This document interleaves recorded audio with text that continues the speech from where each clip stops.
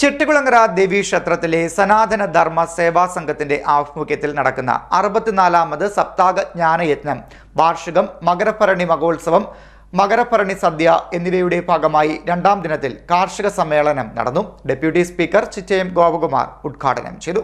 തിരുവിതാംകൂർ ദേവസ്വം ബോർഡിന് അധീനതയിലുള്ള ചെട്ടികുളങ്ങര ദേവീക്ഷേത്രത്തിലെ സനാതന ധർമ്മ സേവാ സംഘത്തിന്റെ ആഭിമുഖ്യത്തിൽ 64ാമത് സപ്താഹ ജ്ഞാനയജ്ഞം, വാർഷികം, മകരഭരണി മഹോത്സവം, മകരഭരണി സദ്യ എന്നിവയുടെ ഭാഗമായി രണ്ടാം ദിനത്തിൽ കാർഷിക സമ്മേളനം സംഘടിപ്പിച്ചു. രാവിലെ 6 മുതൽ 1 വരെ യജ്ഞശാലയിൽ വിശേഷാൽ പൂജകൾ, പാരായണം, പ്രഭാഷണം, ഉച്ചയ്ക്ക് 1 മുതൽ അന്നപ്രസാദം, 2 മുതൽ പാരായണം, പ്രഭാഷണം എന്നീ ചടങ്ങുകൾ നടന്നു. തുടർന്ന് വൈകിട്ട് 5-ന് നടന്ന കാർഷിക സമ്മേളനം ഡെപ്യൂട്ടി സ്പീക്കർ ചിറ്റയം ഗോപകുമാർ ഉദ്ഘാടനം ചെയ്തു.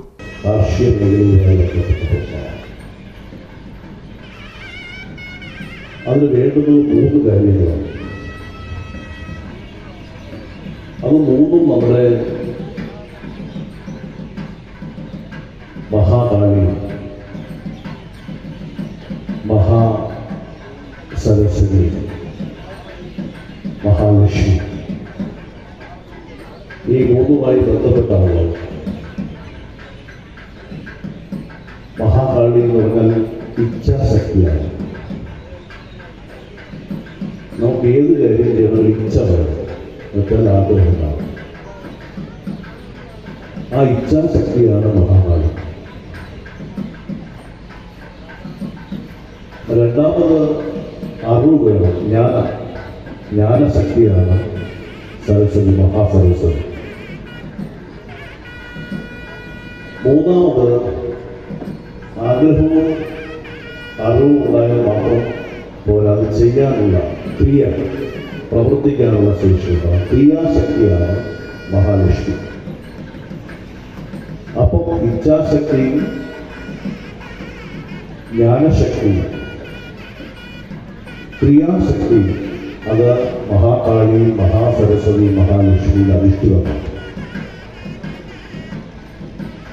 എന്ന് പറഞ്ഞാൽ നമ്മുടെ ഈ പ്രപഞ്ചത്തിന്റെ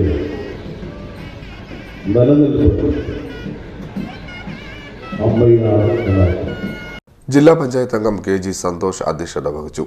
KV ശ്രീകുമാർ സ്വാഗതം രേഖപ്പെടുത്തി. കർഷകരെ ആദരിക്കൽ ചടങ്ങും ചിറ്റയം ഗോപകുമാർ നിർവഹിച്ചു. യജ്ഞാചാര്യൻ ഉദിത് ചൈതന്യ ആശംസ അർപ്പിച്ചു.